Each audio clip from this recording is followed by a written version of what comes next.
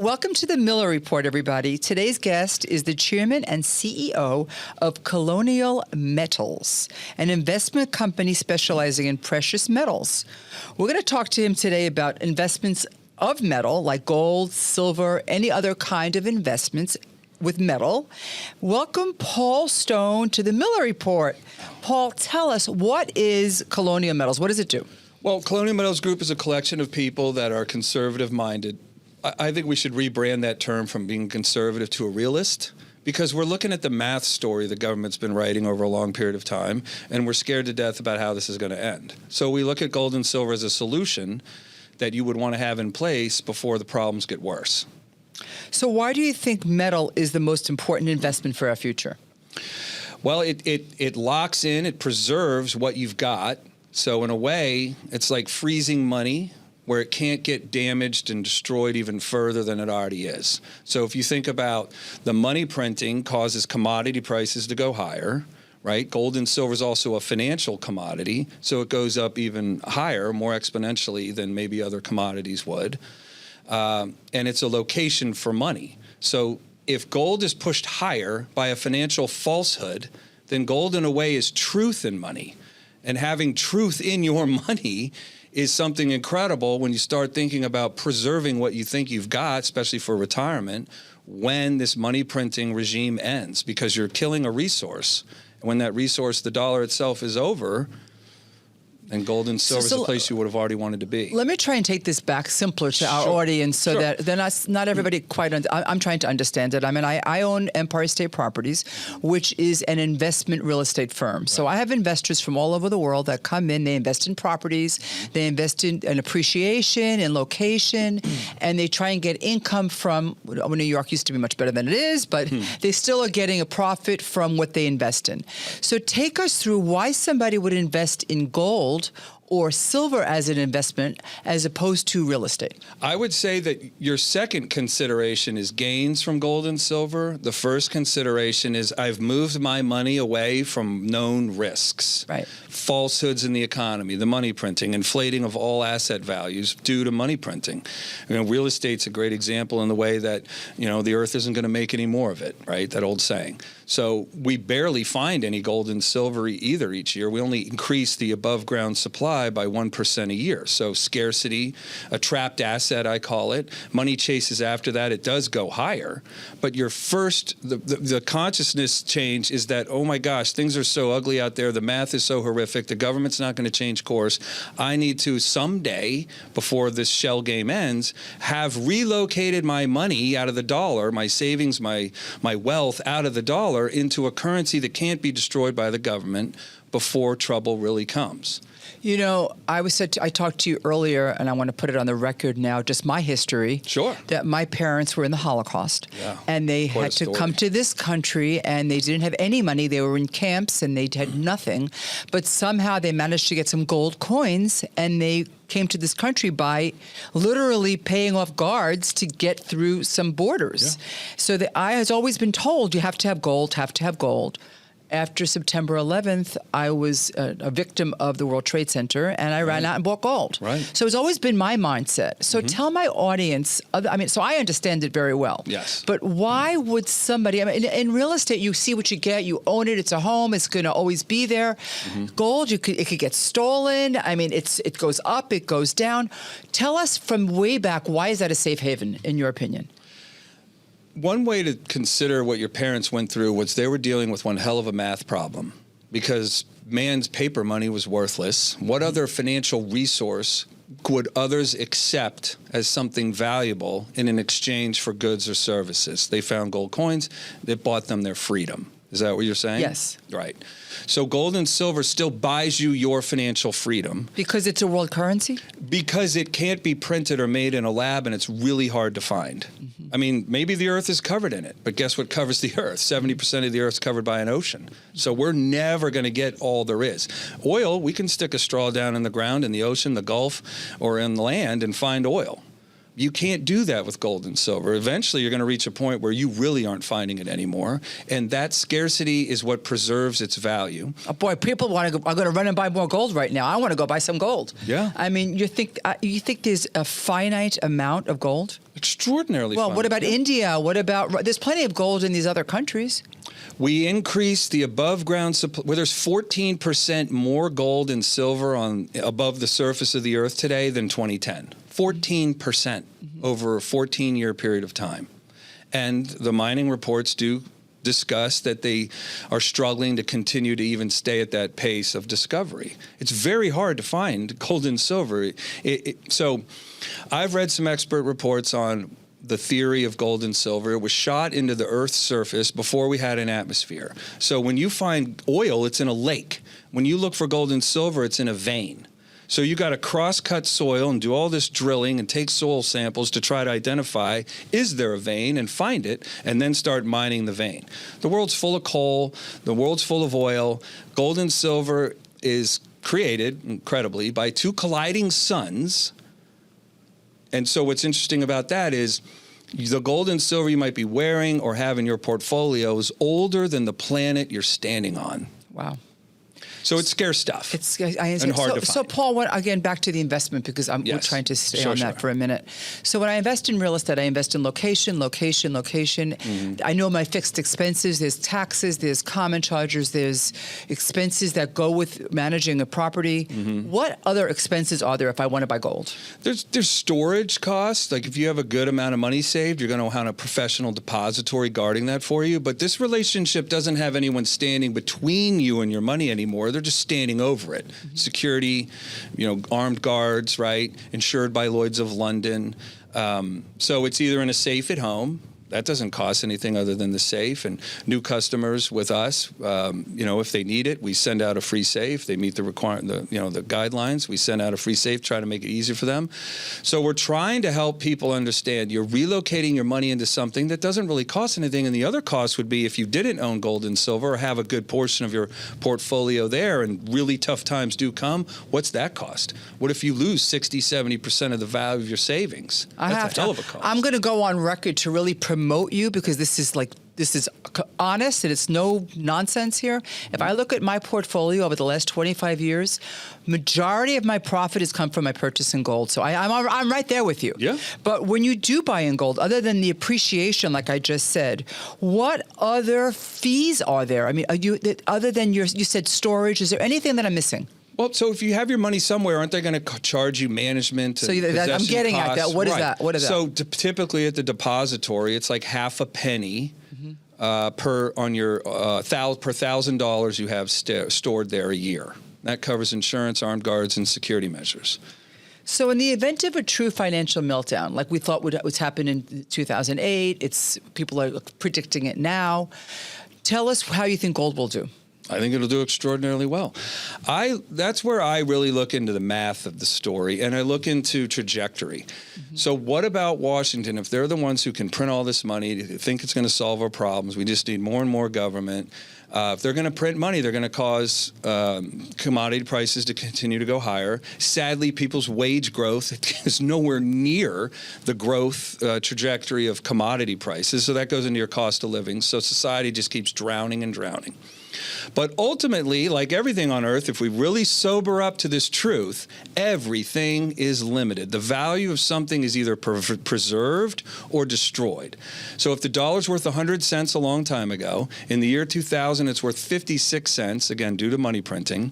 Today it's worth 3 cents. Can we understand eventually it's worth nothing? So then let's throw that back against what does the dollar support? Everything. So if you start to understand that this government storm, if you're not for big government, you'll get your wish soon one day. It's going to, shrink back to a different size. When this storm can no longer draw on this resource of printed money, asset values are going to struggle, right? Or anything that salaries, the cost of everything is going to go down. But gold and silver would go higher, historically speaking, because people are going to crowd into that with whatever they have left or as they're losing. They already have. Right now, gold is what? I think it's $2,500. I bought it at $500. Yeah. So where do you think it's going to go to? I think, when you see the example of Bitcoin, right? There's 21 million Bitcoin. We're going to get onto that, but yeah. And it could be worth 70,000. It hit, in that neighborhood at some point. We think you can't even use Bitcoin for anything. You still have to sell Bitcoin to come back into the dollar to go buy a Jeep. Can't pass the border with Bitcoin. Yeah. Right. You need those coins. Yeah. So, Paul, So a trapped asset, gold and silver could be, gold could be $10,000, $15,000 an ounce someday. It could be $7,500. If you look at the sheer vastness of money in the financial world, if even just 10% of that chased into gold and silver. Can you repeat that? The vastness. No, you think 10 to 7,500 an ounce you think you can go to? Yeah, Bitcoin is nothing. There's 21 million, so it's trapped asset, right? This money crowds into it, the price goes flying higher. Gold and silver is a trapped asset. These days, it's just not as sexy as a sound as Bitcoin might be or cryptocurrency. But when you really start to feel the struggles, it's the one thing man can't make in a lab. It doesn't live in a computer. The government isn't interested in it. You can't print it. And so it's true by principles, and it has an integrity to it that preserves wealth and historically would grow that wealth during times of crisis. So what's the spread between buy and sell? Not much, a few percent. About? Yeah. A few percent. Yeah, and with us, we aren't charging you anything on a yearly basis. So once you'll historically easily overcome that markup, right? We're only charging that once. And what's the spot price quote to dealers? What do they rely on? The spot price is, so typically spot is what the producer of the raw good gets paid. That's what Saudi Arabia gets paid, right? Okay. That's what Texas gets paid for oil. Miners get paid. Corn farmers get paid the spot price for corn. And then you're now in the physical world of the commodity where costs are involved to refine it or transport it or package it. So the mints add something to spot for us to then own the asset. We add a little bit to that, and then you own it. So if I'm buying gold from you, if I buy a CD, it stays in a bank. I know on Wall Street they have these bars. Am I buying like an ETF? Am I buying? No. Am I buying physical gold? Where am I storing it? Take us through the process. The digital world has made things very convenient and instant satisfaction. Stuff can show up on your doorstep in a couple days or sooner, right? Gold and silver is analog. So if the trouble's in the digital world, you got to leave the digital world for something else where the trouble doesn't reside. So I'm leaving that for the analog world of gold and silver. Is it cumbersome? Yeah. Does it need to be stored and secured? Yeah. I'm so with you. Yeah.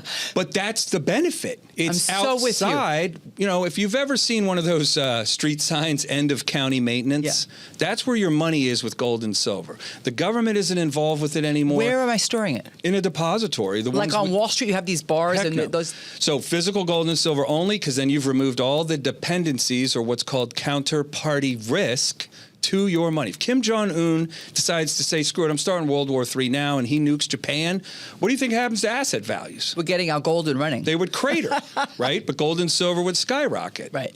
So if we think about owning physical gold and silver, it's in a safe in my home. By the way, if it is, you want to have a throwaway safe. So if someone's whispering at a wine festival at your home one day or a barbecue, have two safes. Yeah, the town hears, well, the Wilsons have some gold and silver in their house. Have a little bit in a safe you can just let them leave with, because what's the resource they're concerned about? Time. They want to get in and out, and that way you have the real safe buried under a heap of clothes in the closet. So can I take a minute to also tell my grandparents' story? Yes. So my dad was from the siege of Leningrad. Wow. And I don't know if people know that no food in, no food out. People literally starved to death. This is my grandparents. So they harbored some gold because there was no food. And they harbored. Some neighbors told on them and said that they had gold. And it was in a safe deposit box. And they were sent to Siberia and killed. So, yes, I do. I could not be clearer about how important it is to not tell people when you do have this. Yeah. Because it is the safety. It is the future. And I'm so happy that you're coming and we're talking about this. Yeah, I love it. Because you love this and I love this and I've been brought up in this and it's almost haphazard not to have a plan B. Yeah. So, and again, you're thinking about preservation of capital. We're all human, so we let things slip a little. So this is why you'd want to have two safes at home. Now, the depositories are in Dallas, Idaho, and North Dakota. That's where we We feature those because they're in the red states. They're also in states generally where you're not going to have, the coast could get into their own troubles, if you will, in time of war. Idaho, North Dakota, who's targeting that? Very red states. Speaking of red states, how do you think the political climate will affect the value of commodities like gold? Well, a lot of the red state governors are interested in trying to make it legal tender or remove sales tax from having it or different things. So they are at least leaning in the direction of honoring it.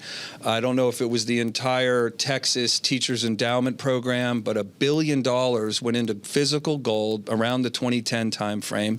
They had it stored here in New York while they built their own depository for that $1 billion purchase of gold to be built in Texas. So they're backing part of their Teachers Endowment Retirement Program by $1 billion in gold back in 2010. It's worth a lot more today. So they're leaning toward, we need to have something secured, something real, something out of this artificial video game financial world we've started living in since Nixon.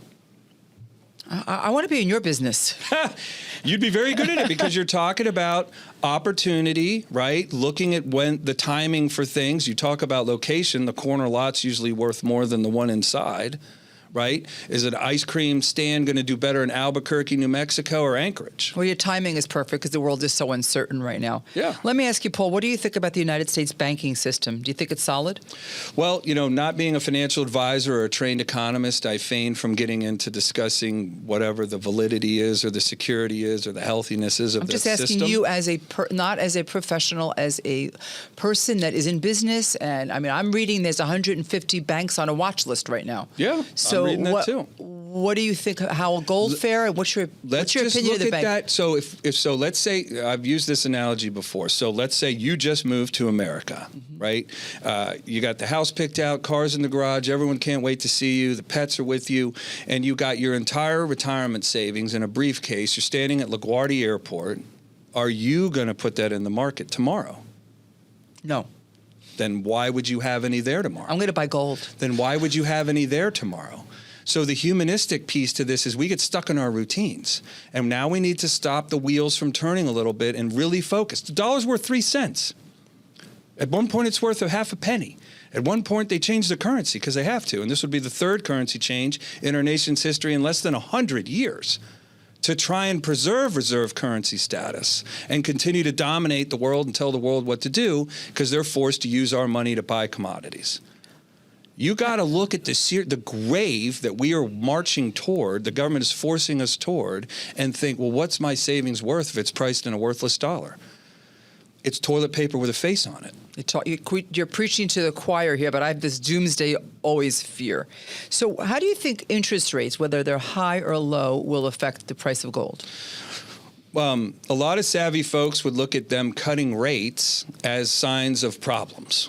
Right? If I'm going to disrespect the dollar and make it very cheap to borrow again and turn the Niagara Falls spigot fully back on, well, I mean, don't we want to respect things? Don't we want to respect each other? Isn't respect for things part of the principle set within the human existence? So if we're going to disrespect the resource that makes our world occur, there must be need to do that. We have to sacrifice the dollar to keep our comfort level where it is today. So if you're going to cut rates and make borrowing the money cheap again, we must have problems they're trying to address. It's like if you're stuck out in the field, you floor it. So buy gold. Is that what I'm hearing? Right. As interest rates move. When we look at normalistic times, few decades surrounding 1970, before 1970, interest rates around 5 or 6%. You can find all this information from the Federal Reserve's website out of St. Louis. FRED, F-R-E-D is the acronym for it. And you can see what interest rates normally were, somewhere around 5 or 6% if you average it out. Or 13 or 17%. That's to fight inflation caused by the government, caused by money printing. Carter inherited that insane inflationary crisis from what Nixon did prior.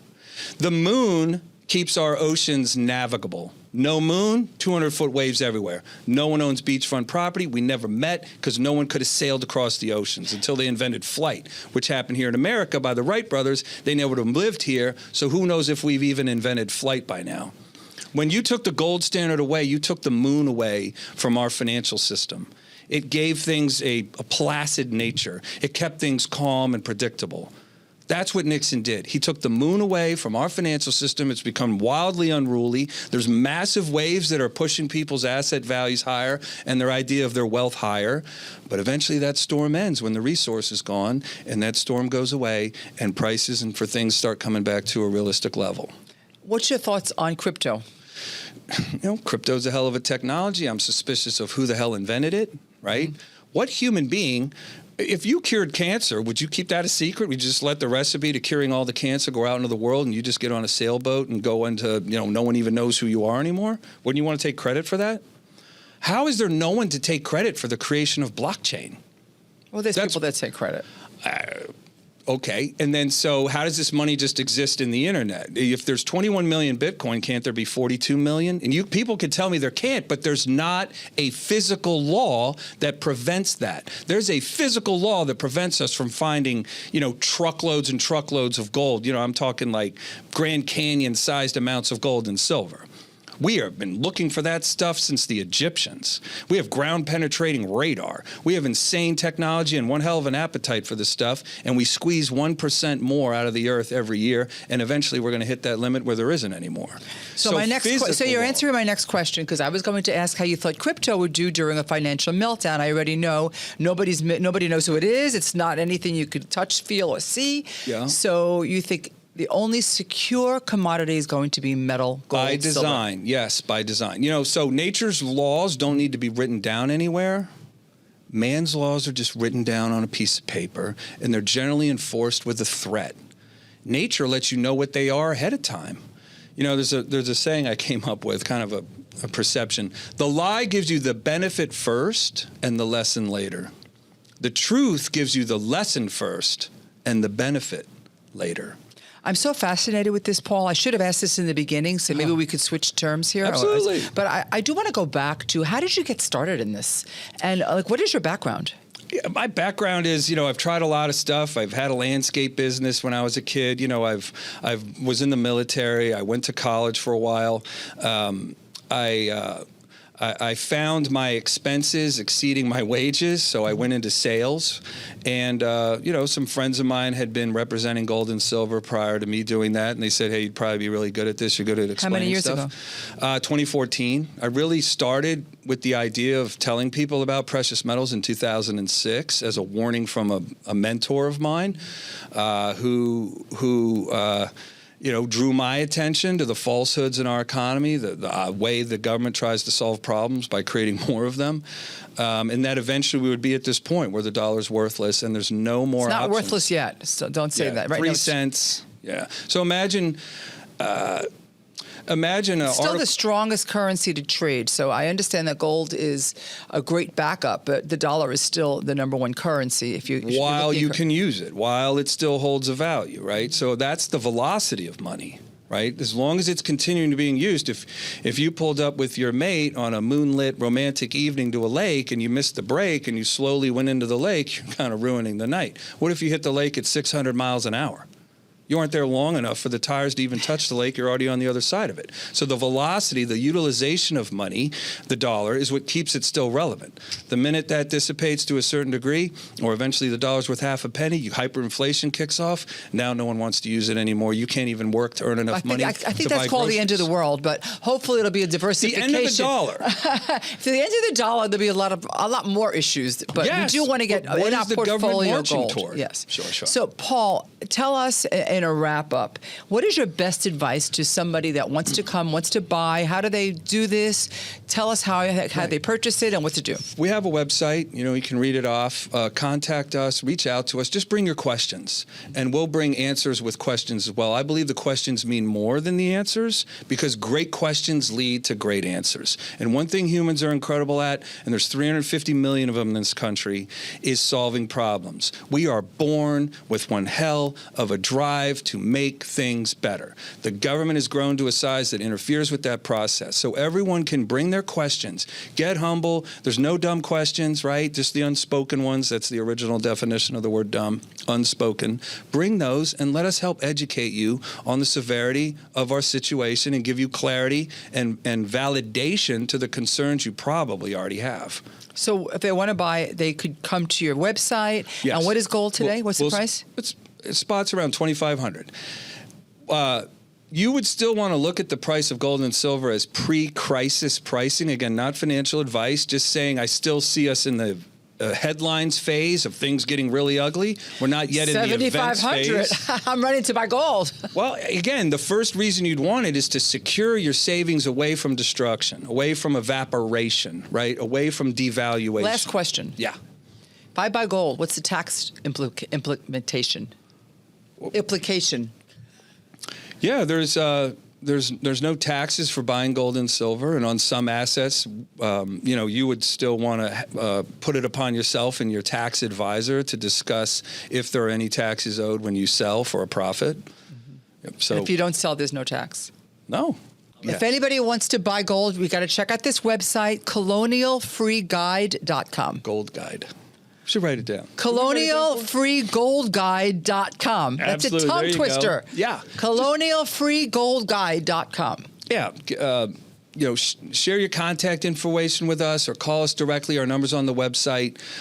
We can set up a time where it's convenient for you to discuss things. Each person has their own questions and their own situations, so we want to handle everyone unique to their case. But I was curious, how would you say your family's history affected your viewpoint on life? You seem self-sufficient, you seem driven, you seem principled. So how would you describe how that affected you? My parents were resilient, and they were survivors, and it was always about moving forward and overcoming any obstacles. Right. And that's how I live my life. Whenever I have a challenge, I try and overcome it and look for a way out.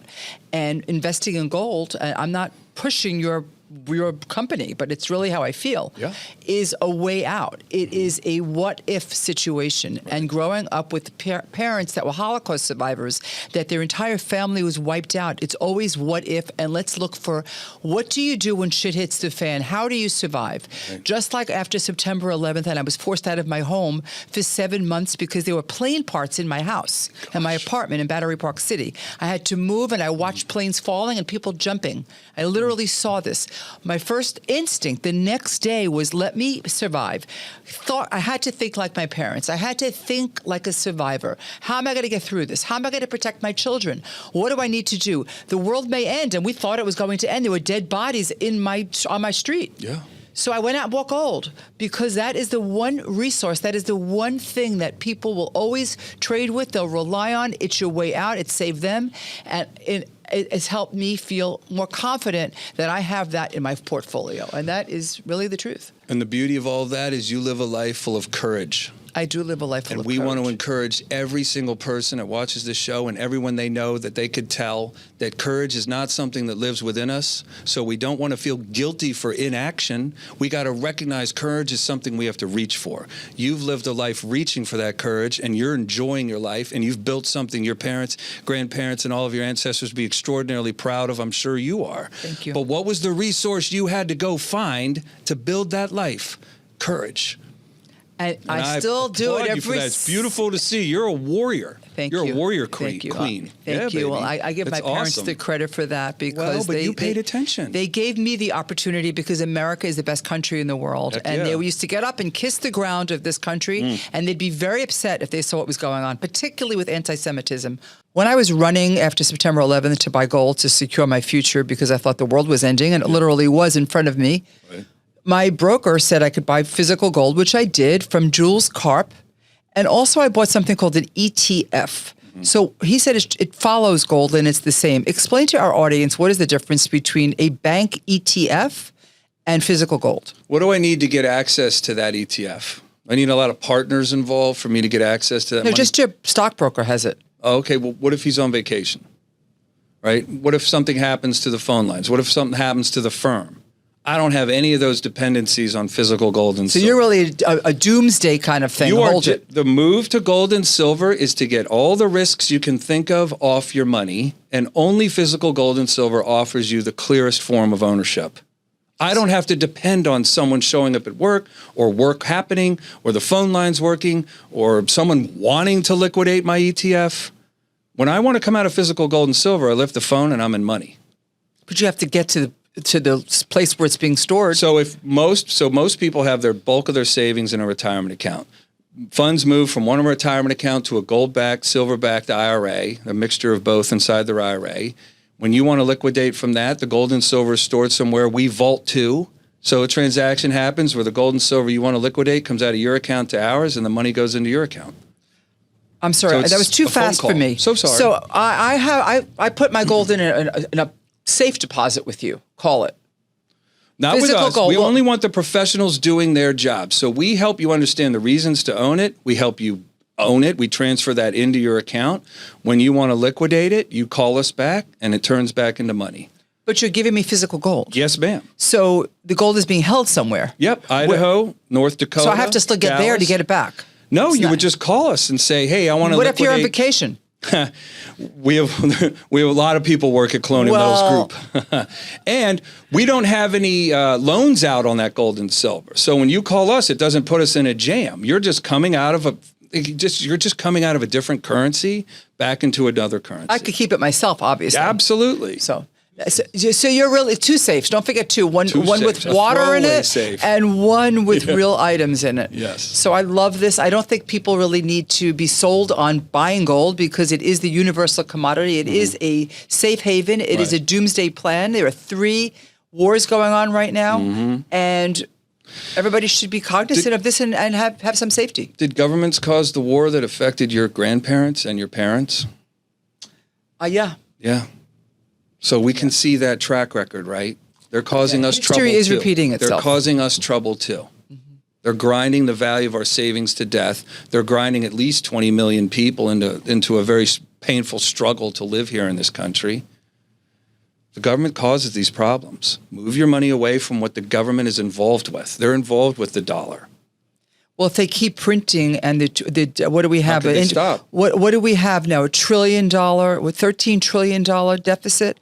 So what is the dollar going to be worth? I'm with you. I hear this. The more you print, the less money you have. The less the value will be. Right, which means the less you have. So on that note, buy gold.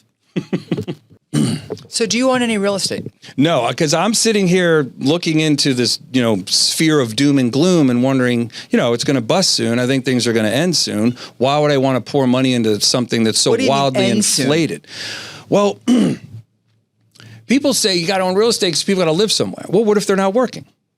COVID showed governments won't let you kick tenants out that can't pay the rent. So now you got real estate you're not making any money on. I know the value stayed up. But what causes the value to continue to rise? So if we look at, the financial world and the real estate world as the places where money cul-de-sacs. So when it comes off the printing press, Niagara Falls worth of money roaring into our economy every day, where does it end up? The 2 sexiest places for money to sit is in the financial world and real estate. So what does that cause? It causes the value of those things to go higher. Okay, I disagree with you because if you look at any real estate over the last 30 years, it's always gone up. Well, what's been constant in those 30 years? And I do agree that, for me to put money in a stock or in a bank stock, and it's just paper or bond, yes, I agree that if the market collapses, you're at risk. But if I own bricks and I own a building or I own something that I could feel, touch, and see, a lot less risk, just like gold. It's a commodity, it's hard, and that's why my investments are in real estate and gold. Steve Wozniak pointed out beautifully that if you think you're sitting in a home worth $1 million today, you're really sitting in a home worth 30 grand. What changed is the dollar came down from 100 cents to 3. Doesn't matter. I'm not selling it and I need it. Honestly, you need a place to live and it'll always have value because you need a roof over your head. Well, I understand. Yeah, it's one roof over your head. But if you have a portfolio of roofs you don't need or can't live in, the value of that real estate seems to be inflated by the money printing. I'm going to disagree with you because if I talk to any sophisticated investor or any billionaire today, I would say 9 out of 10 times that person made a majority of their money in good real estate decisions over the long term. So you have to be able to have some forthright. You have to be able to see what the future is going to be. It's not about what you sell it for. It's about what you bought it for. So if you buy it at the right time, which is very tough it's never the perfect time, but if you buy right, you'll always make money in real estate. But what's the one element that has been causing this dramatic uplift in asset values that is temporary? The printing of money. Where do you think the money goes? It doesn't go into I could buy real estate with gold money. And what's been driving gold higher since the year 2000 when the printing press really spooled up, right? Fear. Printed money. What's caused eggs and gas to go higher, right? To raise a kid in 2010, it would have cost you $225,000 to raise a kid from newborn to 18 years old. Today, it's $465,000. What are you spending the money on? You're spending the money on the same stuff you would have spent it on in the 20s or the 1800s. But the cost of those things has gone up. Why? Because of the printed money. So when you take it, let's pretend that the dollar's on the 100th floor, it's worth 100 cents, and asset values are on the ground floor. How are you going to get the asset values to come up to the 100th floor? Push the dollar down to the 3rd floor. So asset values are in a way on the 97th floor. You have 3 more floors to go before this happens. So what's been pressing, here's the other numbers. Since 1971, our population has grown by 40%. Median home price is 28 grand in 1971. Call it 30 grand. So if we have 40% more buyers, more people in a line for a mortgage today, we had 40% to 30K, right? I'm sorry, 20K was the average price in 1971. So we have a $28,000 house today. Just based off 40% increase of people in a line for a mortgage, and they built no new real estate. You would take a $20,000 home to 28 grand, 40% more demand for the price, no more real estate, 20 to 28,000. But the home price today is 440,000. So how did we get supply and demand? It's the same thing, Paul. So you have to live in today's world, and today's world is you can't just live in what the world is going to end, and I'm not going to spend any money on real estate or stocks or bonds. It's a diversified portfolio that we all need. Yes, ma'am. But one thing that has caused real estate values to go from 20,000 to 440 grand, lack of supply in 53 years, is you've armed people with enormous amounts of money to chase after those real estate opportunities. We're all in this together, and we got to have some real estate, some gold, some bonds, some stocks, and real stuff. Real stuff. Thank you for coming on the Miller Report. Absolutely. Thanks for discussing this with me.